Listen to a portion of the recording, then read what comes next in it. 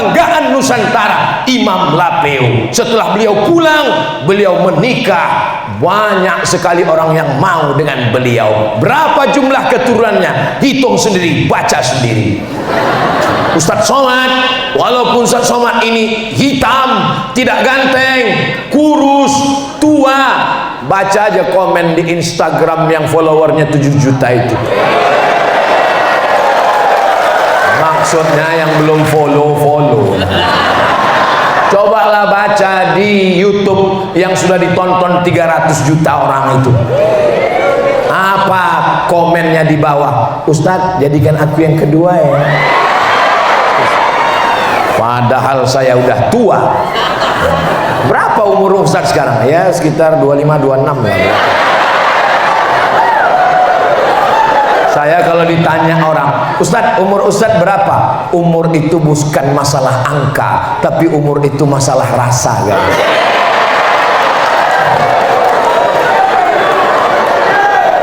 Setuju kan? Ya Allah, jadikanlah umur kami seperti umur Imam Lapeo yang bermanfaat untuk umat. Yang selama ini bingung mau belajar kemana, tidak punya semangat. Ibunya juga begitu. Ibu kalau punya anak, katakan kepada dia, mama, saya dapat beasiswa ke Mesir, ma. Berangkat. Saya dapat beasiswa ke Istanbul dari Sulaimaniyah, ngapal Quran. Berangkat seperti Imam Lapeo. Saya dapat beasiswa mau berangkat ke Makkah, ke Madinah. Berangkat seperti Imam Lapeo. Ibu siap? Jangan anak sudah dapat beasiswa, ma, saya dapat beasiswa, jangan pergi.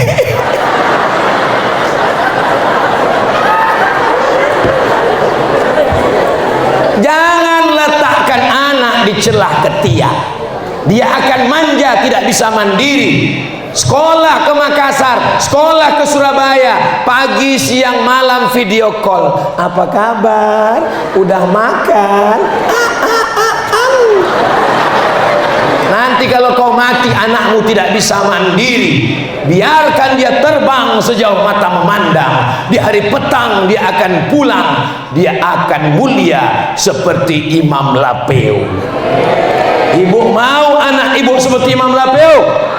Biarkan dia terbang ke Istanbul, terbang ke Makkah, terbang ke Madinah. Dia akan pulang menjadi mujahid fi sabilillah. Saya anak pertama, Bu, yang paling disayang, buah hati, belayan jiwa.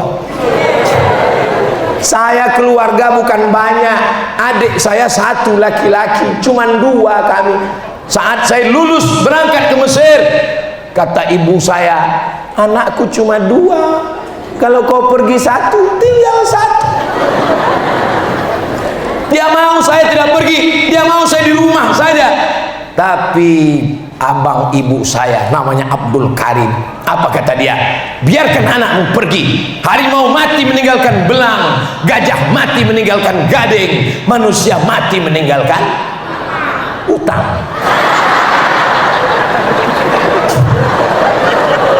Nanti kalau anak ibu dapat beasiswa ke Istanbul, dapat beasiswa ke Makkah, dapat beasiswa ke Madinah, dapat beasiswa ke Mesir, dapat beasiswa ke Amerika, dapat beasiswa ke McGill Kanada, dapat beasiswa ke Harvard University, terbanglah sejauh mata memandang. Nah, yang namanya mati dimanapun akan mati. Kau pergi ke sana, kalau aku mati di sini, kau akan mendoakan aku, kita akan berjumpa di surga. Begitu, jangan buat mentalnya down.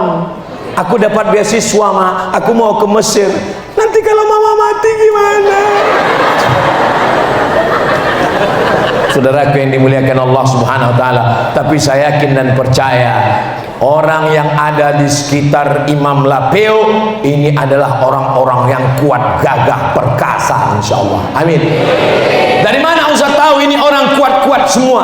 Buktinya mereka tahan berdiri.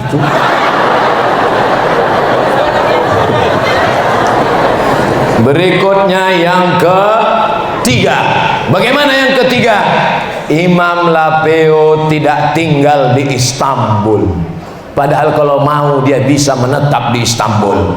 Berapa banyak orang Bugis, orang Makassar, orang Mandar menetap di Mekah, namanya hilang.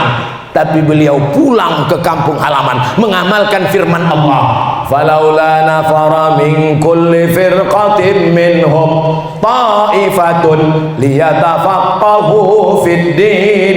Jangan semuanya pergi berperang, ada 2-3 orang belajar agama. Setelah belajar agama, liyunziru qaumahum idza raja'u ilaihim, pulang ke kampung halaman berdakwah. Saya pulang ke kampung, saya dapat kerjaan jadi dosen di Brunei Darussalam, mobil dinas, rumah dinas, istri dinas.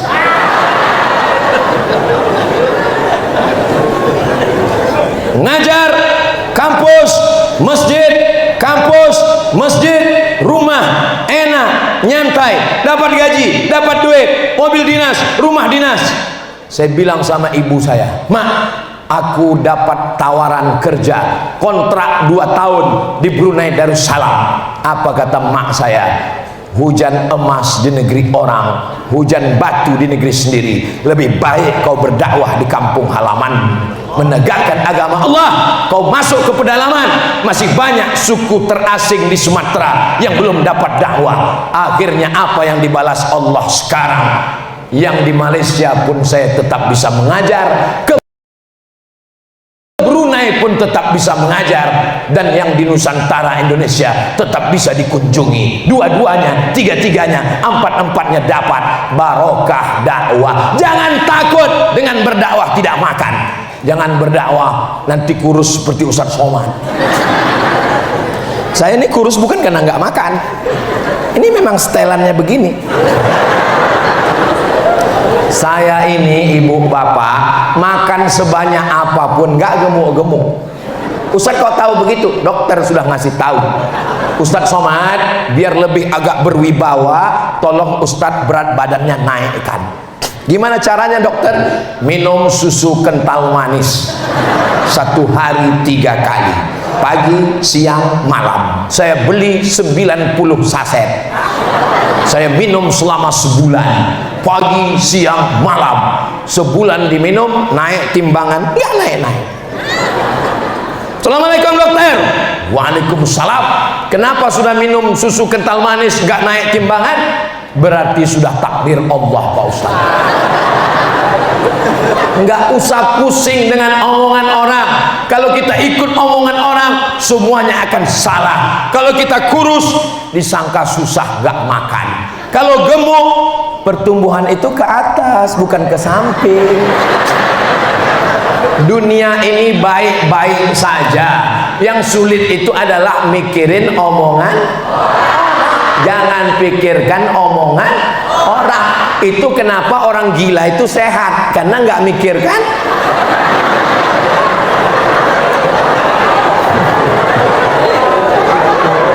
Sallallahu ala Muhammad, sallallahu alaihi wasallam, sallallahu ala Muhammad, sallallahu alaihi wasallam. Ya Nabi salam alaika, ya Rasul salam alaika, ya Habibi salam alaika, salawatullah alaika. Untuk apa lama-lama di Mesir, gak pernah ceramah, gak pernah khutbah. 10 tahun di Kairo, pulang-pulang gak pernah ceramah, gak pernah khutbah, gak pernah tausiah. Dia berdakwah tapi tidak melalui ceramah. Tidak semua orang yang gak ceramah itu gak berdakwah.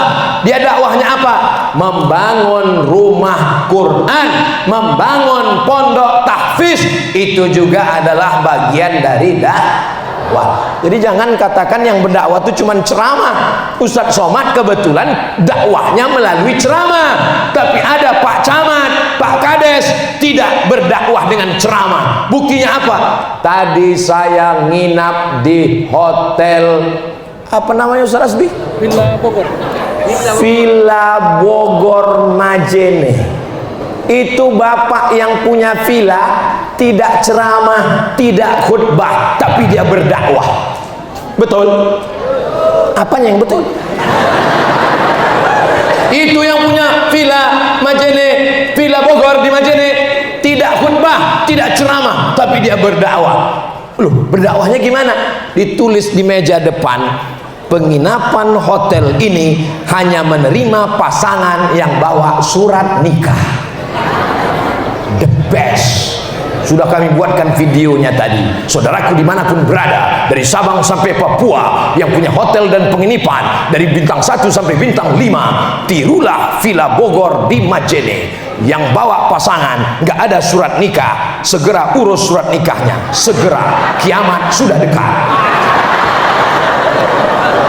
Mantap, mantap. Inilah yang namanya dakwah. Inilah yang namanya dakwah. Tukang pangkas berdakwah. Pernah saya lihat tukang pangkas, tertulis di pintunya apa? Pangkas khusus anak yatim gratis. Saya pun masuk, tanya, Bapak, saya anak yatim. Bapak saya sudah meninggal, emak saya sudah meninggal. Pas buka masker sudah tua, jadi enggak diakui. Yang punya mobil truk berdakwah. Gimana caranya punya truk berdakwah? Di belakang ada tulisan, Inna ma'al usri yusra. Bersama setiap kesulitan ada kemudahan. Jangan sampai di belakang truk gambar perempuan nggak menutup aurat. Yang di belakang lihat salah pencet gas, mati konyol. Jadi berdakwah itu jangan dipahami sempit, cuman ceramah, cuma tausiah.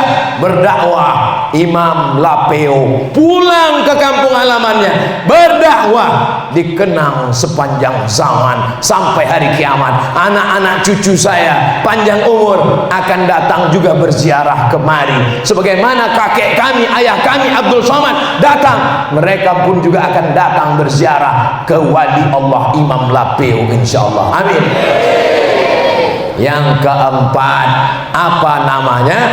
Berapa banyak orang ingin dikenal, ingin viral. Sekarang zamannya ingin viral. Sudah ngomong nggak viral, nyanyi nggak viral, akhirnya makan kecoa viral. Betul nggak omongan saya?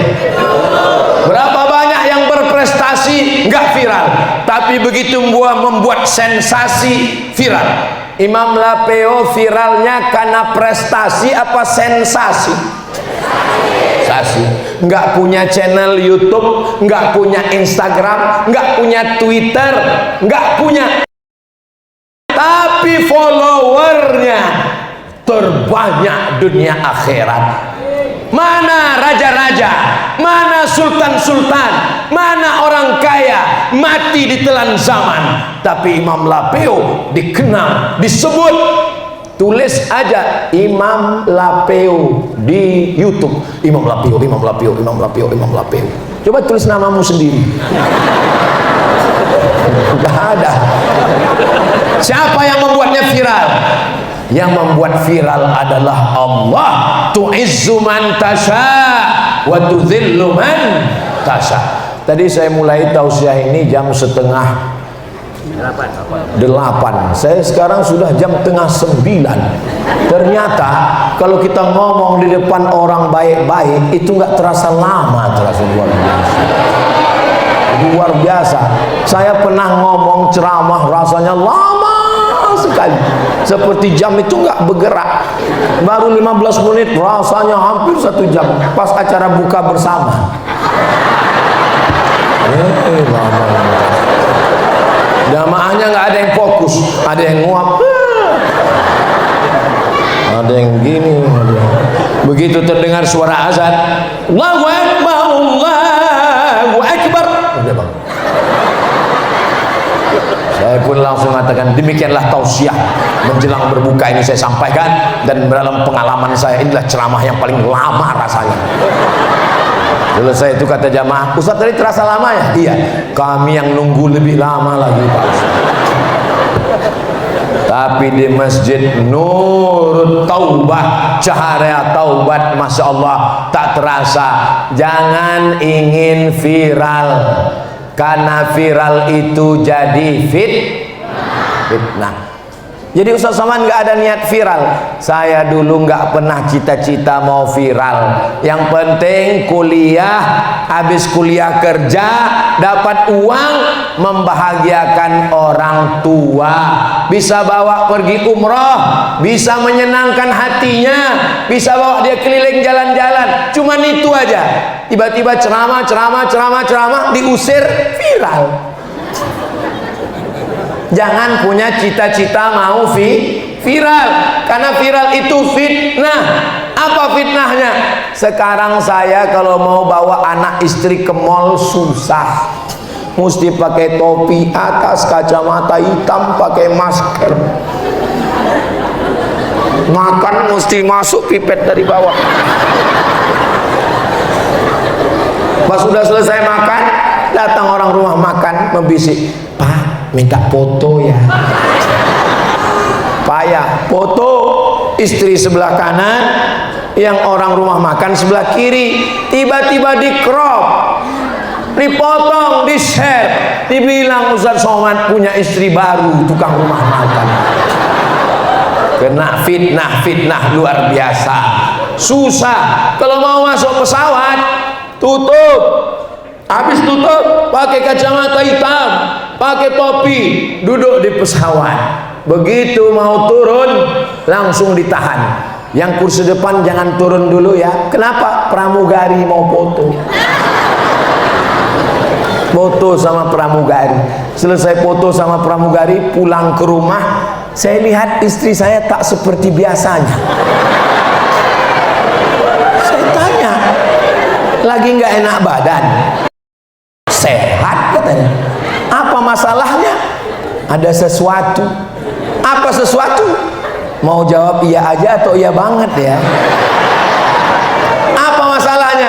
Tadi malam aku mimpi, kata istri saya. Mimpi apa? Mimpi kamu foto sama pramugari. Astagfirullah. Saya bilang memang betul, tapi itu terpaksa. Aku sebetulnya nggak mau, dia memaksa. Apa boleh buat? Apa boleh buat? Tai kambing bulat-bulat. Viral itu fitnah. Maka saya manfaatkan viral ini untuk apa? Mengenalkan ulama, mengenalkan pesantren. Jadi jangan heran kalau nanti bapak ibu dapat video.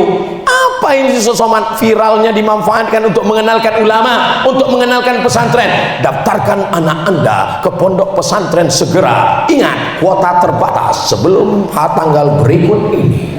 Tiba-tiba dapat lagi nanti video Ustaz Somad berangkat umroh bersama Ustaz Hasbi 4 Oktober. Jangan lupa diskon hanya 10 pendaftar pertama. Dapat lagi video, Anda kena diabetes, minumlah gula merah, gula aren tanpa pengawet.